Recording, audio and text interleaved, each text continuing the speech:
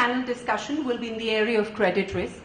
And I would like to introduce our eminent panelists and request them to come on stage. The first panelist is Mr. Arun Kumar Iyer, Director Risk Solutions at CRISIL. Mr. Iyer has over 11 years managing credit, branch operations, audit departments, and is the Director, CRISIL Risk Solutions. He currently manages the business development, operations, and strategic initiatives for the risk solutions vertical of CRISIL. Mr. Arun Iyer.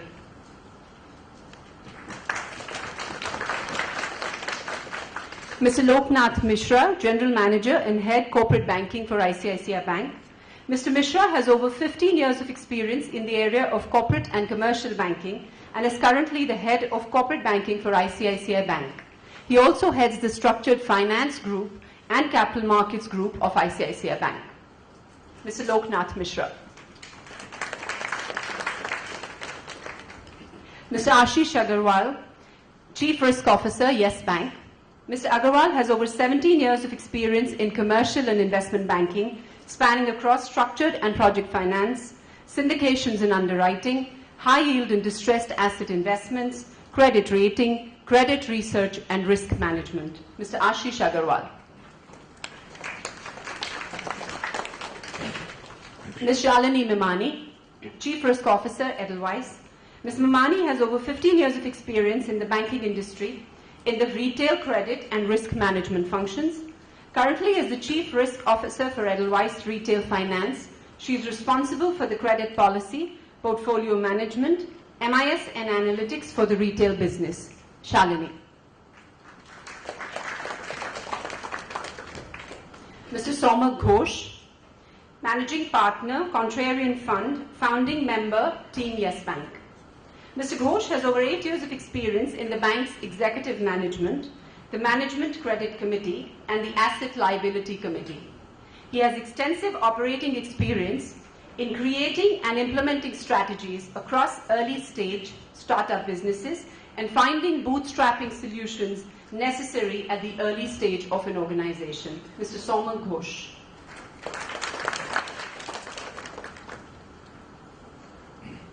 We would request you to start the discussion, please.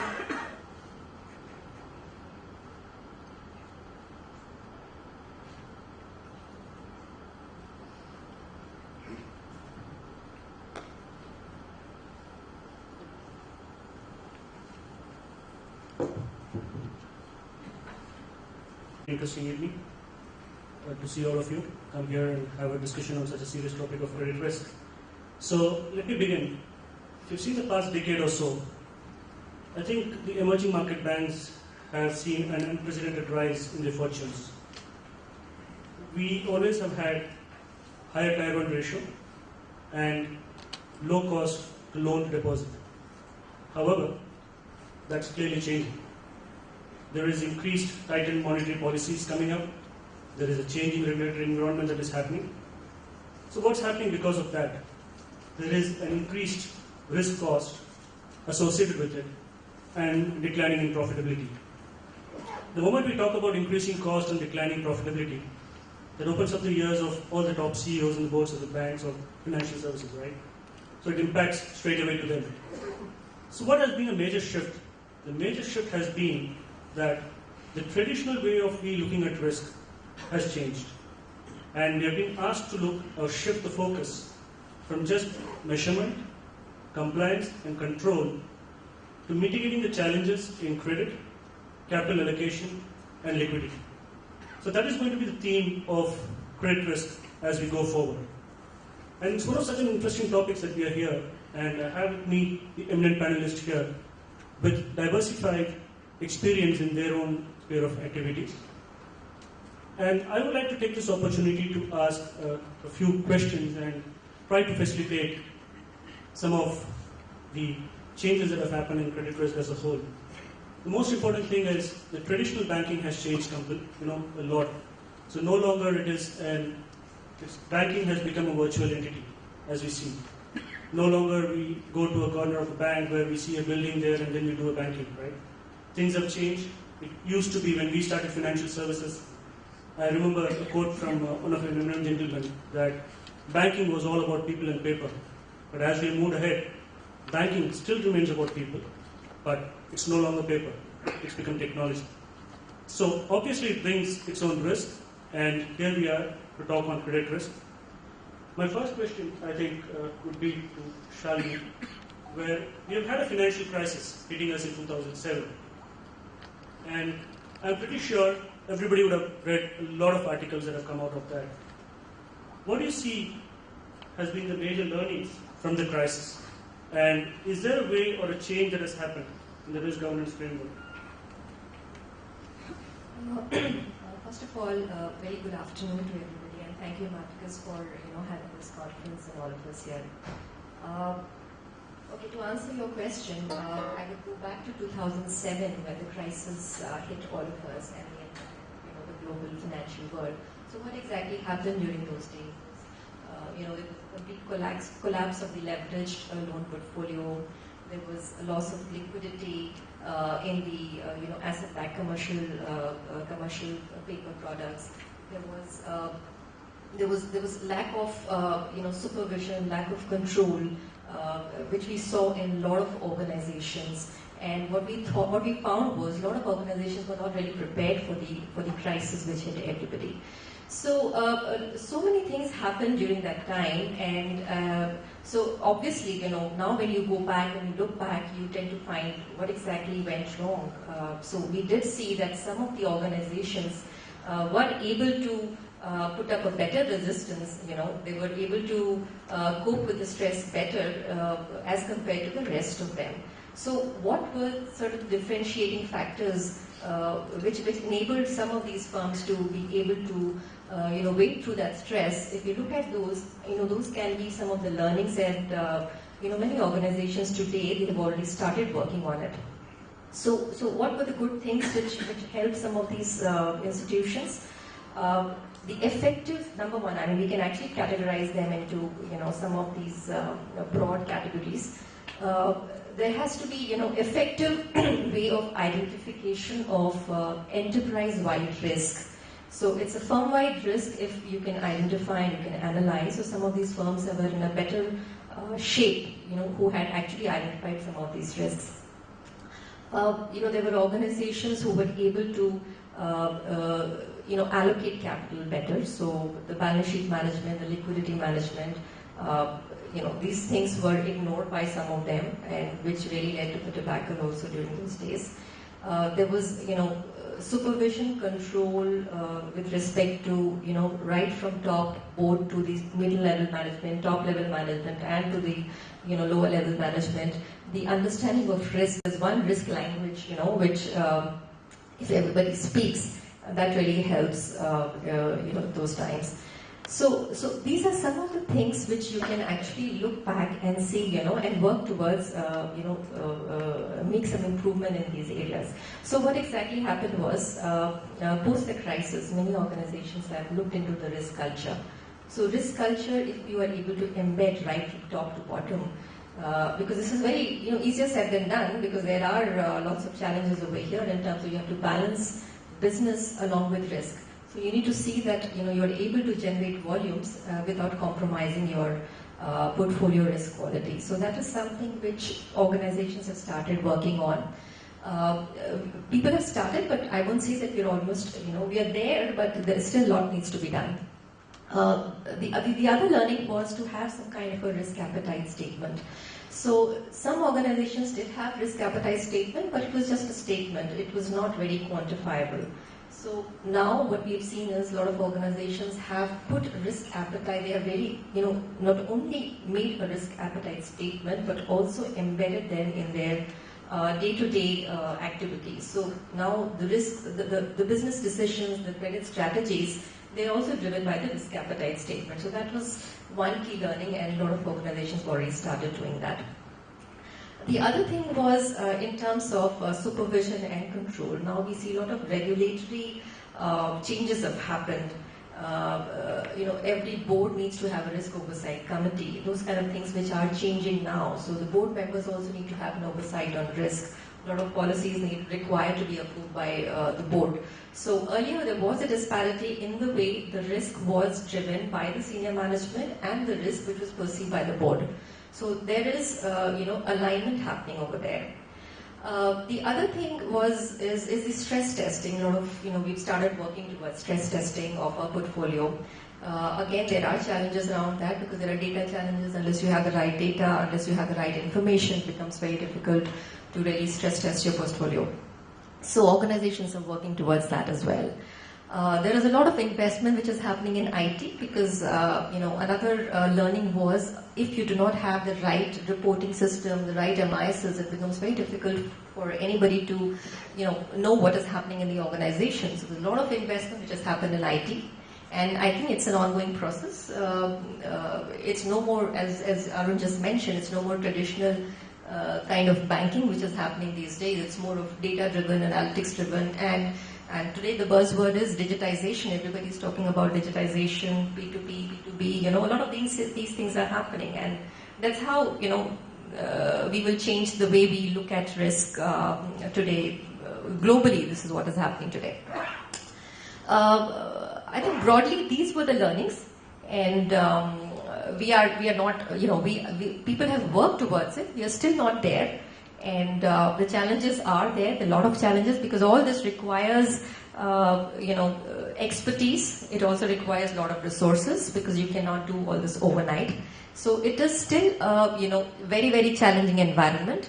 And but the work has begun, and maybe we will be better prepared in case next crisis hits us.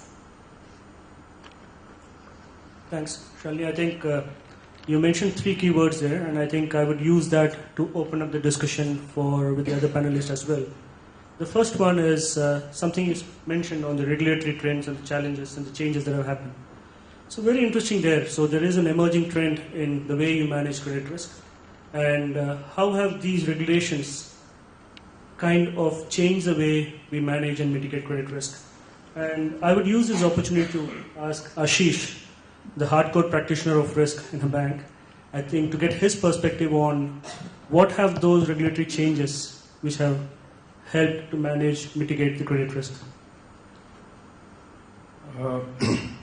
So Arun, let me take a cue from where Mimani left, and in the beginning you spoke about increasing cost of capital, and therefore increasing strife for chasing spreads, right?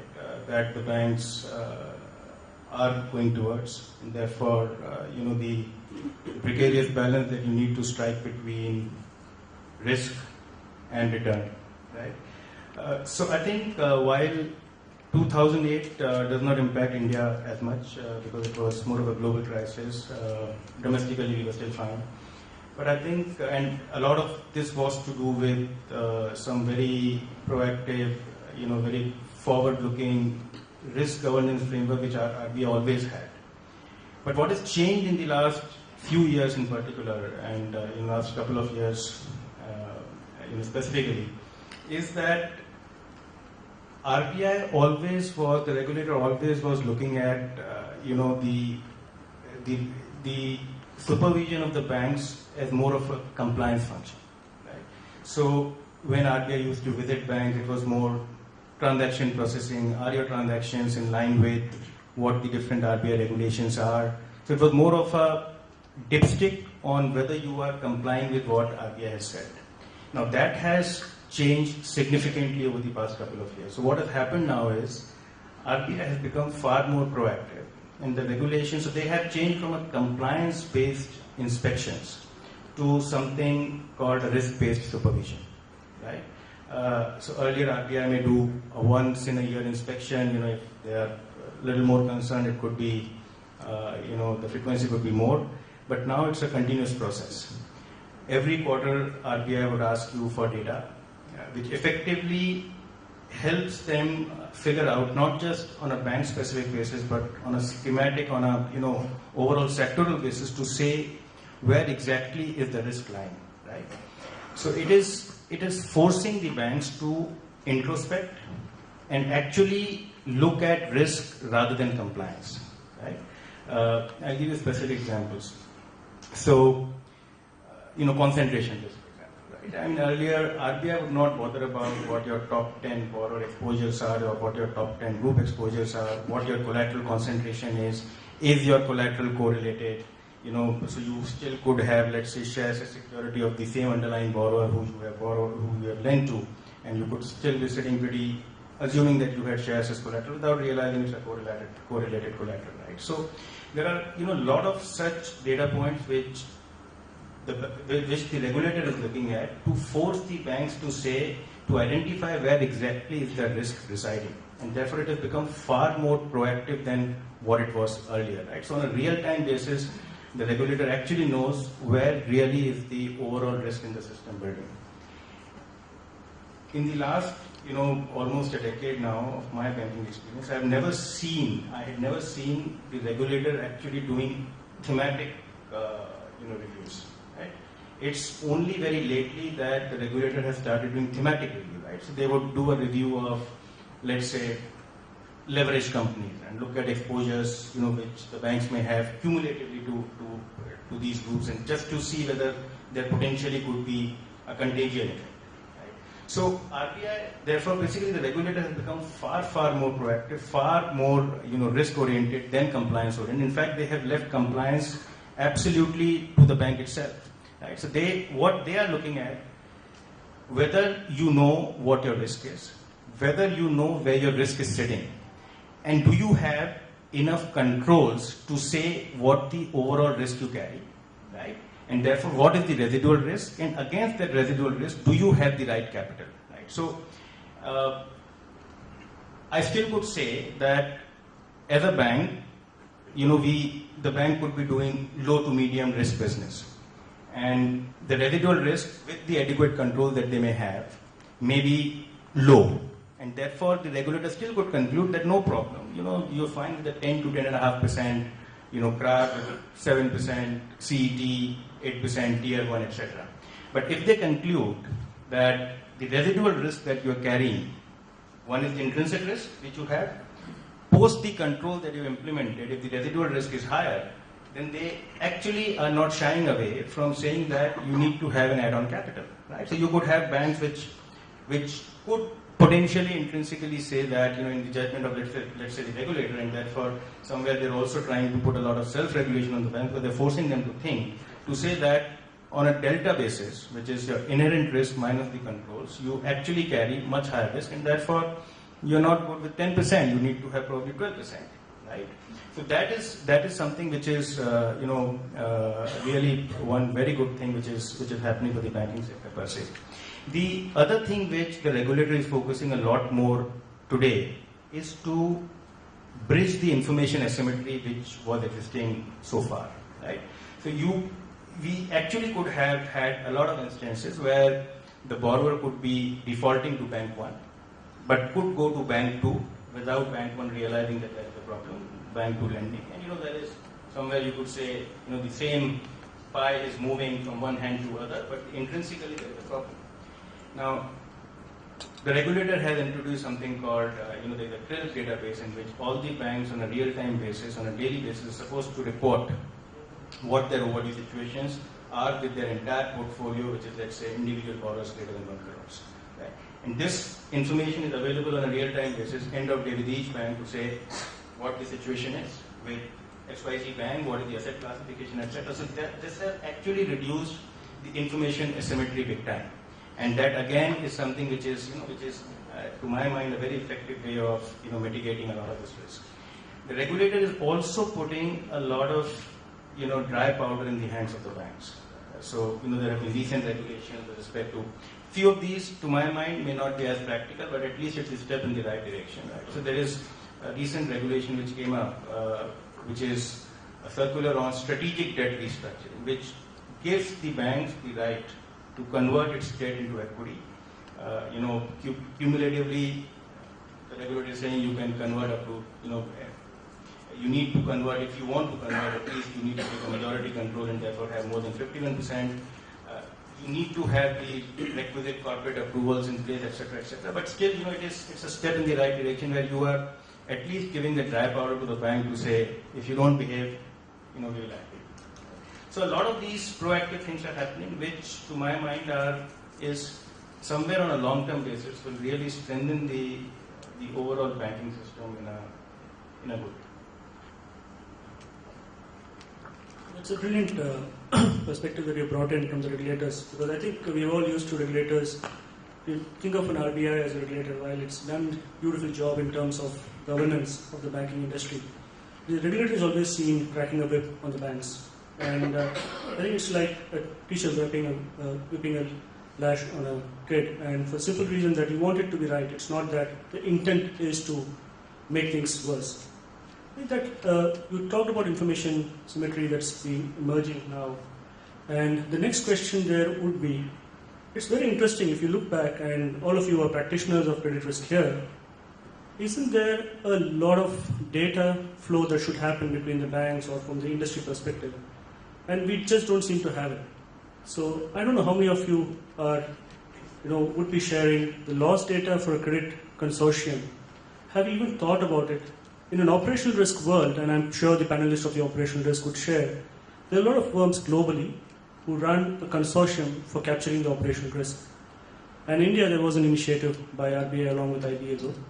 But if you want to calculate your loss given default across industry today, there is a huge absence of data in the industry. What you have is what is restricted within your banking environment.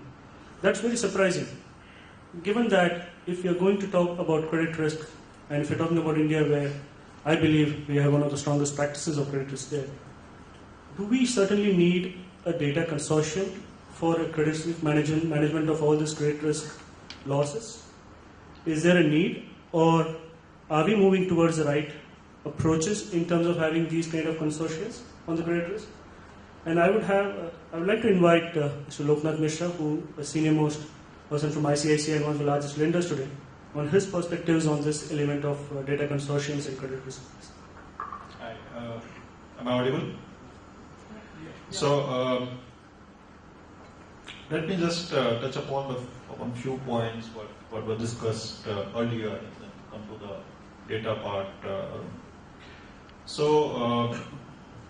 I have 2-3 comments on some of the earlier discussions. So one is, of course, when I'm talking from the perspective of corporate credit risk, because that is what I have been practicing for many, many years. In terms of the way the environment has changed over the last few years, so while some of you mentioned about 2007, 2008, but as far as the corporate business is concerned, the environment has turned much more difficult over the last 2-3 years. In fact, 2007-8 for us was absolutely sort of V-shaped kind of recovery. We didn't even feel it. But whatever people like us who have learned in credit risk over the last 20 years, we had to unlearn over the last 3 years. So it has been a dramatic shift in the perception of corporate credit risk. To the extent that when you look at credit, we used to earlier look at credit in an environment which was much more positive, the economy was growing, everything was nice and good. In a manner of really looking at a few numbers and taking a decision in terms of how is the company, how is the profitability at a particular given point of time. But things have changed so significantly over the last 2-3 years that a lot of conventional wisdom what we had, that had got turned on its head. So for example, I'm geared by some of the risk guys here. So 7 years back, 5 years back, 10 years back, when we would have a credit proposal and we would go to head of risk, what some of the guys here are doing. So one of my conversation earlier, my head of risk guy, so you present the case, like this is the company I want to lend, and this company has 500 crore of cash, for example, just for example. So this risk guy will ask us, how do you know he has got 500 crore of cash? So we'll say, why is that this guy is trying to be so difficult? It's there in the balance sheet, it's there in the number, what else do you want? So look at the number and lend, right? That's not true. anymore now, right? So before the risk guy is asked, now we ask that question, that where is that cash? Show us, right? So apart from the fact that volatility in the market has increased substantially, so let's take example, rupee dollar. Those of you guys who have been working long enough in the industry would know that 10 paisa movement in rupee dollar used to be a huge movement, right? 10 paisa movement in a day is a huge movement, maybe 15 years, 20 years back. Today, every day you see movement anywhere ranging from sort of few basis point and paise to going up to 1 rupee, 1.5 rupees, right? So to manage that kind of volatility is sort of becoming a challenge for the corporate.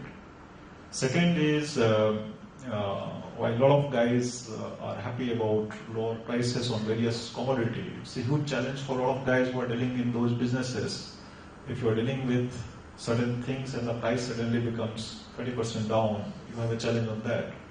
So the market and environment is so volatile and so challenging and so dynamic that really you will have to take a view of a guy on a continuous basis. You have to keep testing that guy on and on. Gone are the days where you look at a 1 year number, give a particular facility and then sleep over it. That's no more true. But bigger issue what we are seeing now in the industry is that maybe a fallout of this difficult environment is you can't really go by the numbers. There are a lot of things which are hidden behind the numbers. You really deep dive into the numbers and see what's there. So that was the short comment I had about the earlier discussion, but let me move on to the specific question you had asked. So again, let me share a very interesting conversation I had. So quite some time back, we said, I was talking to a banker friend, I asked him, what's happening? So he said, law of default. I said, it means that you have not done your job properly, I'm sure. And I was a retail banker, right? I was a corporate banker, I was a retail banker. I said, you must have not done your job properly. So he said, no, I did my job properly. I said, then how can there be a default? I'm sure you have not chosen the right guy to lend. So I said, okay, let me give an example. He said, okay, tell me who is your defaulter? Who is the guy who is defaulting? So first, what's the product? Product is, say, credit card. So who is the borrower who is defaulting? So he said, my defaulter is a software professional working in one of the top 5 software companies.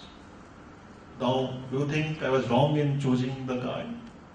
Working guy, professional, working for top 5 reputed company. We never thought he'll default. He's defaulting, right? But interestingly, that had changed quite substantially in retail space by one simple thing, which is the credit bureau. So we see huge change in the customer mindset, the discipline. So we don't see any more of those kind of event because people are aware that if I default today here, my next line is choked. I can't go and ask for a housing loan and stuff like that. Now, I believe that, of course, Shalinee would know better because she's a practitioner on the retail side. I think a lot of good stuff has happened on the retail side of the business. Of course, much more can be done. And also that side of the business is much more amenable for data, analytics, taking conclusion, driving discipline, driving your models, driving your portfolio, a lot of things you can do. Unfortunately, what we did in retail as a banking system, we never did that in corporate. Corporate, we still fought with each other. Only last 2 years, 3 years that bankers have started meeting each other because when the difficulty has come, a lot of guys started talking to each other and collaborating and all of that. Prior to that, all of us felt that the next guy is a competitor and let me not talk to him and let me talk to the client and go and get the business and all of that. So as a result, even as basic as sharing of data on a credit bureau was not really enforced stroke volunteered by a lot of guys. So I'm told it has improved substantially, but even now I don't know what is the percentage of data coming into it and the kind of analytics we can run into it and all of that. But good part is that Reserve Bank has been quite aggressive in a positive sense of driving a lot of this discipline into the banking system now. So which, while some of the banks find it difficult to digest, stroke, comply with, or find it onerous initially, I think a lot of them are great steps in terms of disciplining industry which has gone haywire in that sense. So, simple example like what Ashish mentioned about sharing of data about default. So today, it's available. Any client, any data, any bank wants to know what is his credit status as of now, can really see the exact default status if it is more than 60 days compared to earlier, depending on a credit report, which would invariably say the conduct is risky, right? So that has changed, but also there are a lot of innovation on the technology side, which as we are searching for solution, we are finding that there are a lot of technology solutions which you can really use. So, for example, there are a lot of databases which gives you fairly strong history about the guy. You can see it, what all are his court cases, what kind of default history he has got, who have been the directors, who are the group companies. So, whole lot of data stuff is available now for the credit risk professional to actually draw upon. But I must say that it is still not in a stage where you still have to take effort and really put it together, take the initiative and all of that. So I'm sure there is great opportunity today for somewhere really collating it and putting it in a place so that it's open, transparent for everybody who are dealing with that. Today, right now, it depends upon the initiative of a particular individual or organization to really figure out what it is. But huge development in terms of data availability. Only question is who really puts it together in a manner which is meaningful. And somewhere it has to lead to a situation which may not be the absolutely ideal scenario for a large corporate kind of status. But other day I was talking to one of my risk guys. So he mentioned that there are now companies which are able to do huge amount of data analytics and lend money online to a corporate. And corporate is not really large corporate, but small corporate, based on variety of data which is available in various sources. So they are able to pull together all of that, run a data analytics on that, and give a decision online. It's another question whether they actually succeed or fail or whatever. But the fact is that this is where we are really leading to. So I was jokingly telling my risk colleague that if we are doing all of this data, then maybe that you don't need us. You can just run the model and say, yeah, it's done. Yeah. But I think somewhere it has to move to those kind of levels where we really run a lot of data and make meaningful decision out of that, and don't really depend on an individual. Right now, it's a lot of individual work. So that has to change. Unfortunately, the environment and the ecosystem is evolving to make it happen. But yeah, somewhere somebody has to take that initiative to make it much more concrete. Thank you. I think you touched upon a very interesting aspect of lending there, and I think it is, as we have not had enough banks and institutions helping out with the lending. I think if you've seen the papers recently, there's a huge advent of e-commerce and other P2P and P2B platforms offering lending as well, right? So the way the banking and the lending is happening is completely transformed, and as Mr. Loknath mentioned, it is heading towards a new paradigm. So very interestingly, then if you're going to move towards a P2P or P2B or the e-commerce kind of lending, with the current risk management practices, and especially when I say the current credit risk management practices, will they hold good? Or do we need to do something more in that space? Because that's a space to watch out for. So I would like to take the views of Somak on this, and if you can help throw some light on this aspect of lending.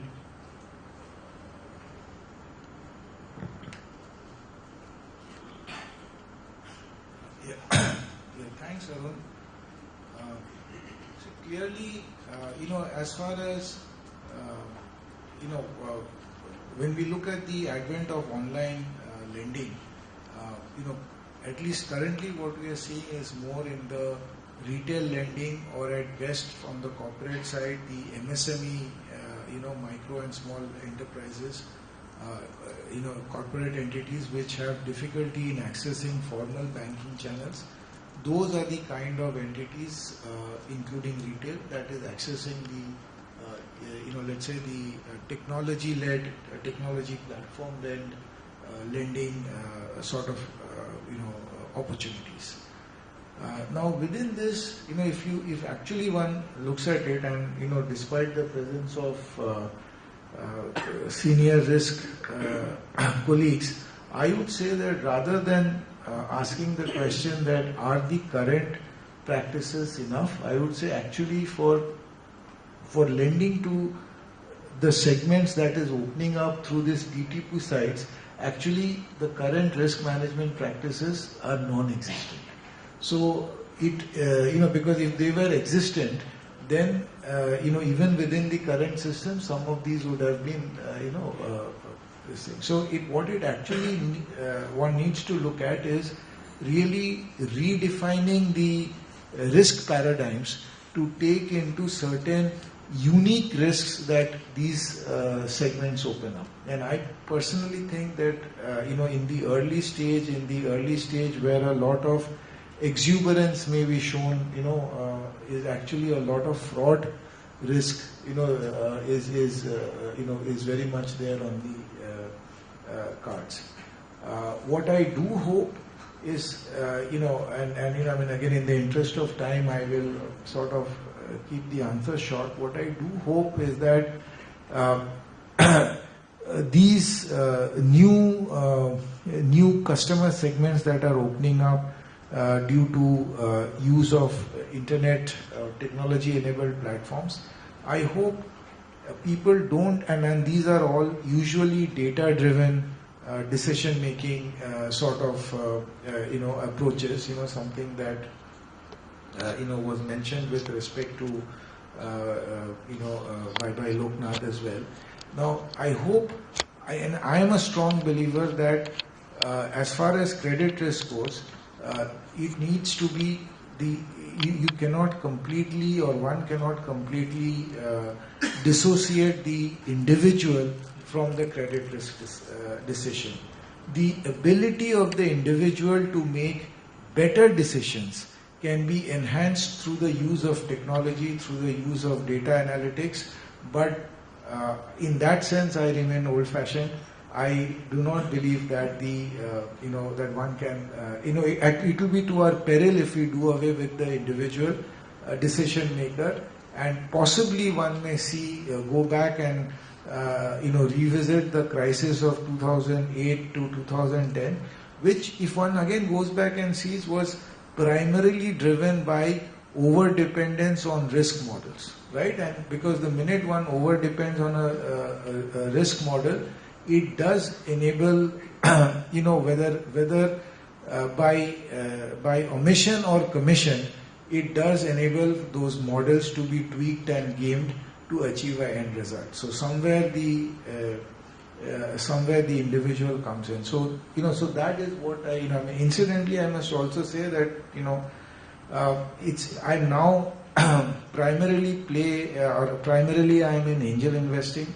So while having said all of these cautionary words, one of the areas of interest that remains for me is actually to find a good data analytics company, and data analytics can obviously have many end users, for example, for marketing, for human resource hiring and so on and so forth, but specifically data analytics, which can then be married to existing brick and mortar platforms for better credit decision. So while I have raised some cautionary flags, I believe that at the end of the day, if a good technology platform for data analytics and credit default prediction is built, which is not left to run on its own but is managed and controlled by existing institutions, I think it's a wonderful opportunity.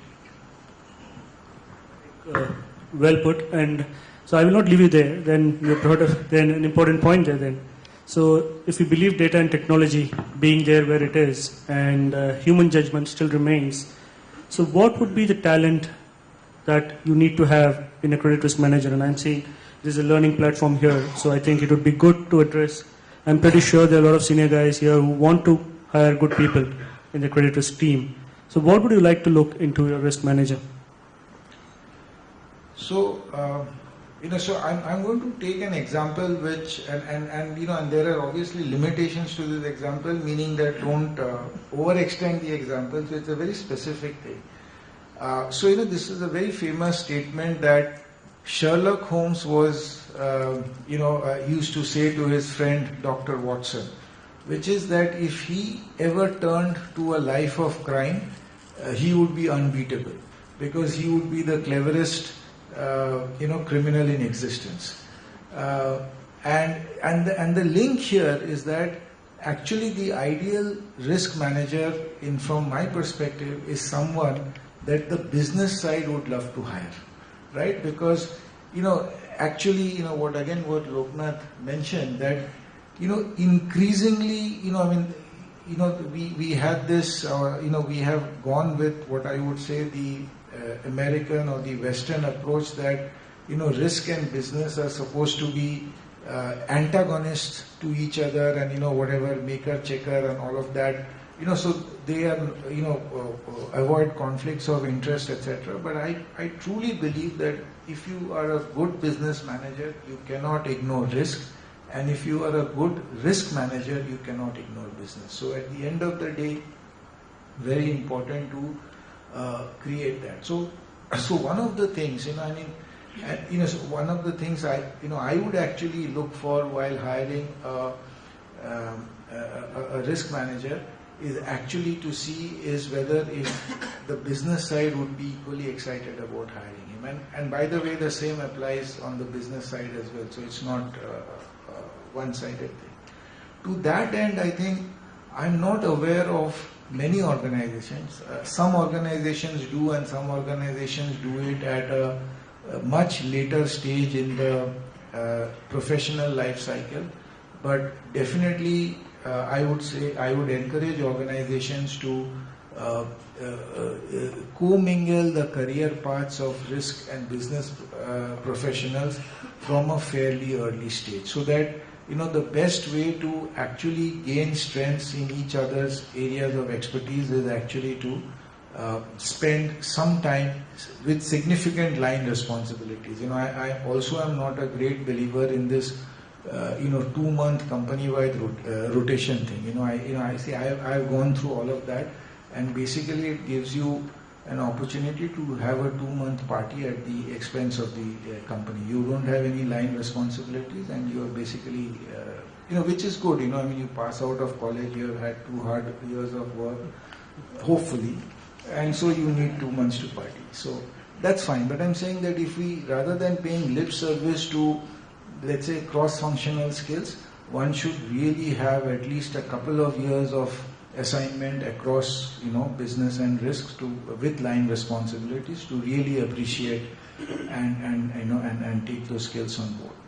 The other thing which I am a strong believer in, and I have to say that I couldn't do it in Yes Bank, but elsewhere maybe it's there, is actually to align compensation of business and risk in a manner where the incentive, and this I think as a fallout of the 2008, even a lot of regulators are doing it. Is actually to de-link a lot of compensation on the business side from business results, and look at a holistic compensation and incentive structure for the risk side as well. So broadly speaking, to sort of summarize on the HR, hire the best talent. Given a choice, as an organization, I would say if one had a choice, one was to have a forced choice, and you had 2 individuals, one ranked at AAA and one at AA minus, and you needed one position to fill for business and one for risk, I would take the AAA guy and put him in risk and a AA plus guy and put him in business. Because that's what I feel. So one needs to basically attract the best talent that you can in risk, and to be enabled to do that, align career paths, align incentive structures to attract and retain the best talent. Risk today is no longer when I started my banking career as a back-end job, it is no longer a career where you don't need people-facing skills. You need people-facing skills. You need presentation, communication skills. You need to be a team player. 25 years ago, you basically could be a sort of loner and, just crunching numbers and, get away with being a risk professional. Today, you can't be that. You need to be far more outgoing, far more aware of the business surroundings and realities, and you basically work to attract the best talent. Thank you so much. I think it's been a wonderful discussions on various elements, right from a traditional banking to the emerging trends, changing regulations, new dimensions on data consortium, and your perspective on people and how to go about hiring. And it would be interesting. I hope you had some interesting insights into what the eminent panelists have shared here, and we'll be happy to take any questions that you would like to pose.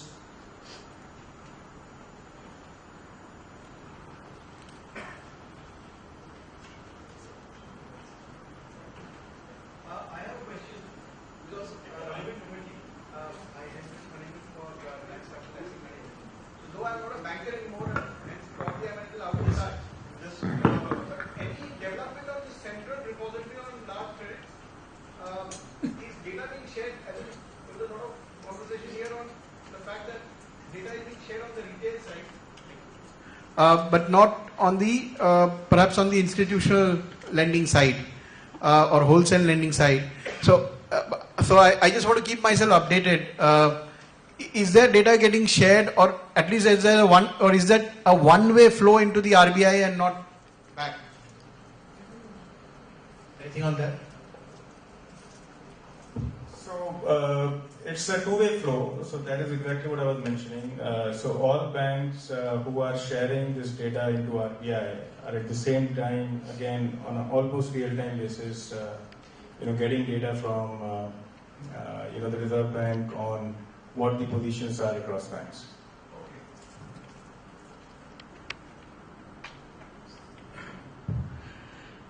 I'd be interested to know the views of the panelists about the actual extent of powers of the central bank in India. Now, we all know that the public sector banks in India are facing a huge NPA problem, and the finance minister is talking of recapitalization. So in light of what you said about risk-based supervision, a risk-based approach towards compliance, what's the actual extent of their power? Because I'm sure there have been enough early warning signals about the state of NPAs and about the rising NPAs, but still it's gone up to that level. So to what extent can they actually intervene? Is there a way for them to stem it at an acceptable level before such serious damage is caused? I'd be interested to know your views. As I spoke about earlier, about a lot of proactive measures that the regulator is taking is effectively to ensure that something which is which is like a contagion, right, does not happen.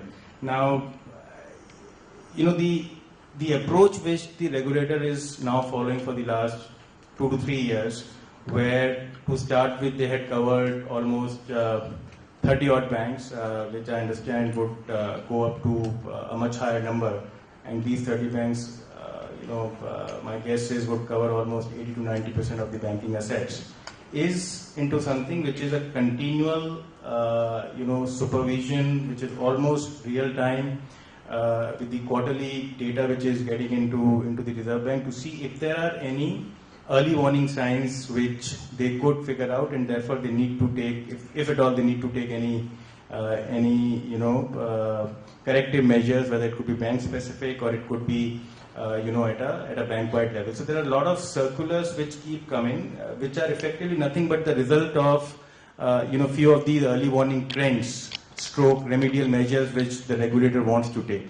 Right now, I don't think it will be fair for me to comment on whether RBI could have done something 5 years back to ensure that the NPL levels would not have risen to the levels that they have risen so far. Right? It's also a lot to do with external factors, external environment.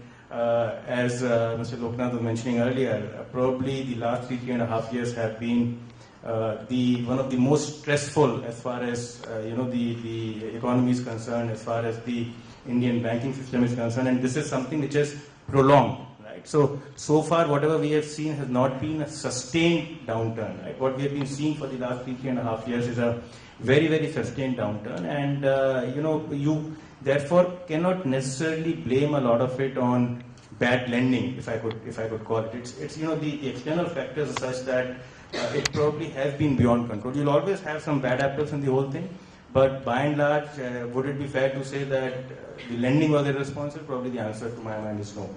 Right? So, the last 18-24 months, while Mr. Loknath mentioned about a couple of things, but the volatility that we have seen, whether it was in terms of commodity prices or it was in terms of the foreign exchange rates or whether it was in terms of interest rates,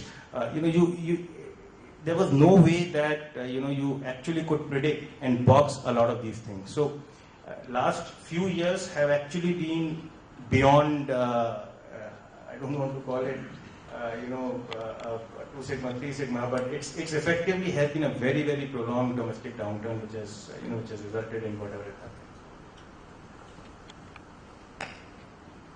happened. Growing to be in that kind of a situation that can create mini problem in India for that matter? And are there regulations specifically on credit risk to really mitigate that kind of a situation?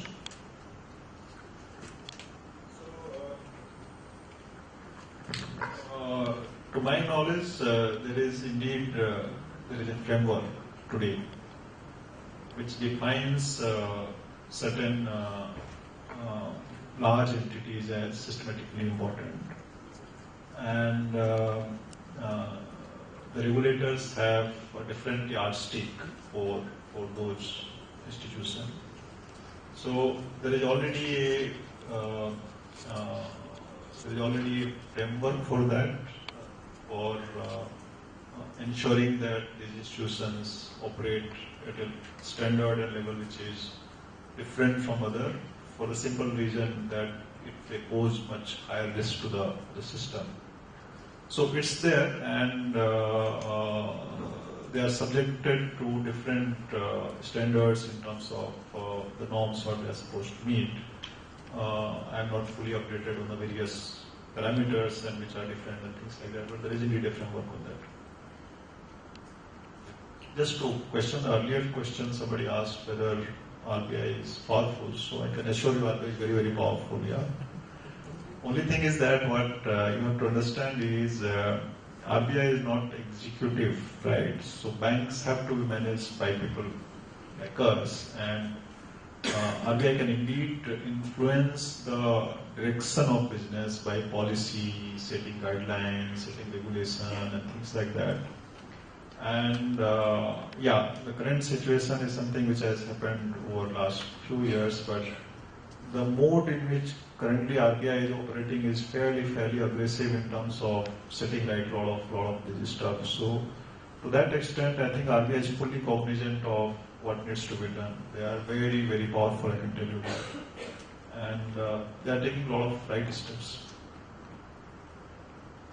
One last question before we conclude this panel.